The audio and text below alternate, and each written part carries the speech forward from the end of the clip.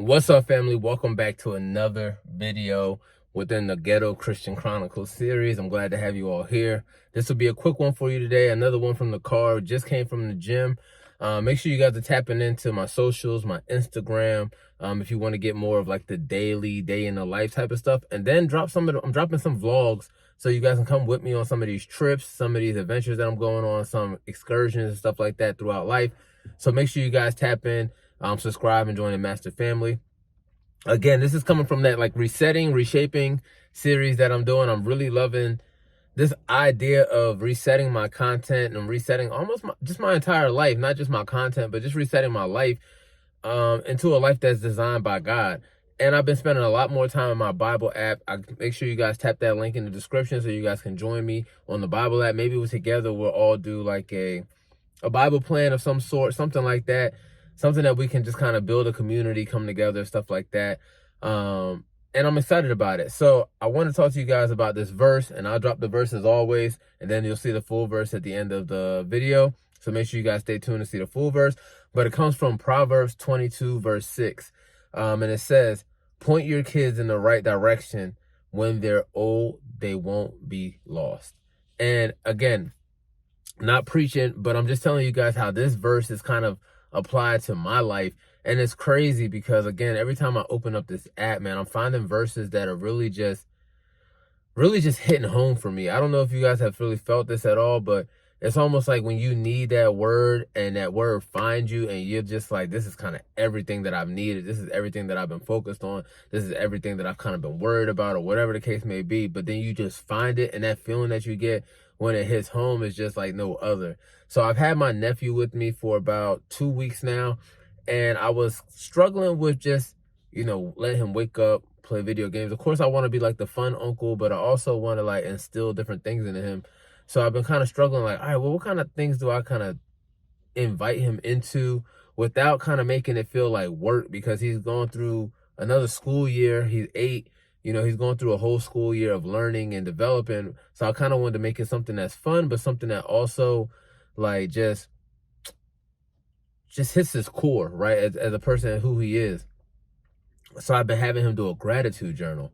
And it's crazy because like as soon as I started having him do this gratitude journal, and I was like, again, I was struggling kind of figuring out, is this something that I kind of introduced him to? I don't want it to be work. I wanted it to be fun. Shout out to my guy back there working. But is it something I kind of introduced him to? But as soon as he did it, again, I opened up my Bible app and I see this verse of point your kids in the right direction. When they're old, they won't be lost. And it just felt like it hit home. It just felt like it was like a clarification of that's what I needed to be doing for him. And not just for him, but also for me, because that's something that we've been doing together. He writes 3 things that he's grateful for. I write 3 things that I'm grateful for. And I kind of wanted to talk about this idea of you won't be lost, right? And I told you guys I'm resetting, I'm reshaping, because I've kind of felt lost. I kind of felt like I lost my track. I felt like I lost my way. The content that I was making wasn't really stuff that I was in love with. It was just stuff that I thought maybe might go viral. It was stuff that I thought, maybe might hit the algorithm the way that I needed it to hit. But again, I just wasn't in love with it. And that was just me being honest. I just wasn't in love with it. So I decided, to reset, reshape, and really just speak from who I am in essence. And that was me finding my way back home and finding my way back to God, because that is my core. That is my foundation. That's what I started with. I went to private school for a little bit when I was younger. I remember going to church and being an usher for my aunt's church when I was younger. Those are the foundational pieces that I've had since I was a little kid. And when I find myself getting lost, I always find myself being drawn back to something. And even though I might not know what it is at the time, it always ends up being God. And that just, and really that just, it just amazes me that it's like a beacon system. You know what I mean? Like, we got this thing on our phone whenever we get lost. It's called GPS. And we got to use GPS to always find our way. It used to be maps. So now in today's society, it's GPS, it's digital. And it's crazy because to me, it's like the Bible app has been my GPS back home. Does that make sense to y'all? Like, I feel like I'm going crazy. But the Bible app has been my GPS to get back home to God. And I've been getting a lot of love. I've been getting a lot of like people just, appreciating the transparency, just appreciate me talking about my journey, my spirituality, my faith journey. I even had some questions about like, what does your faith journey look like for people who may not understand what it is?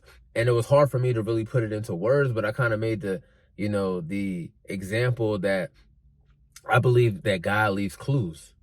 I believe that when I'm searching, when I'm meditating on God's word, when I'm reading my Bible, when I'm aligned with the things that God uses to kind of manifest himself, I always find the clues. I open up the Bible verse, I open up the Bible app, and I find the verse about the children and leading the children in the right way. Those are clues to me. And it's just crazy, man. It's just crazy to think that like, we're searching for answers that are right in front of us. I had a comment from a guy, and I'll drop the comment. Maybe I'll drop the comment right here. And he said, people are reading all these self-help books, and all the answers are in the Bible. And to me, there's a reason that this book is the #1 selling book in the world. It's just timeless, and it just has everything that you need. And I'm not saying you gotta go live your life by the Bible. You gotta go beat the Bible down people's throats. That's not it at all. But you need to build a relationship with this book so that when God starts speaking to you in your life, you can decipher, you can pick out, you can see the things that God is trying to say to you. Because that's what I've been learning. I've been learning that, yeah, there are a lot of signs, there are a lot of clues, but which clues are from God? Which clues are going to guide me to where I need to be? That's what I'm trying to figure out. And that's what I'm trying to discover. And that's what I'm trying to help, translate. And that's what I'm kind of help you all figure out. Maybe that's what you need to do. But y'all let me know, man. Again, I always love when y'all get in the comments, when I can engage with y'all and just try to understand not only what this means to you, but also understand how your journey is right now. What are some things that you're struggling with? I always struggle with just identity in God. I always struggle with just portraying my journey without trying to, I'm not trying to be a preacher. I'm not trying to be telling you that you're living wrong. I'm just trying to tell you, and just trying to show you how I'm living. That's all I can do, is just try to show you how I'm living my life and the things that I'm going through, because that's what the channel is here for. So I always love connecting with you all. I love connecting with the things that are going on in your life, and maybe we can just build and create this community together, that we all find God and we all find our way together. Because the world's getting crazy, man. It's getting scary out here. Things are just changing right before our eyes, and sometimes it feels like we can't do anything about it, but we can have faith and we can pray that, God is going to protect us in all that we do. So again, if you like this video, make sure you please like, share, subscribe, join the Massive family, join the Ghetto Christian community. And I call myself the Ghetto Christian, not because it's like a cool thing to say or anything like that, but it's because just my journey never looks like what people expect it to be. My faith journey isn't the cookie cutter, one size fits all. I've developed, I've grown, I've struggled, I've lost my way, I found my way back. And that's why I call myself the Ghetto Christian, because it's, when you think of what the Christian life should be like, mine doesn't necessarily fit the mold. But I do believe that I'm building a life around what God wants it to be, and I'm building a life around the person that God designed me to be. And I'm happy to be here with you all each and every time you click on this video. So again, make sure you guys like, share, subscribe, and I'll see you all in the next one. Keep mastering. Let's go.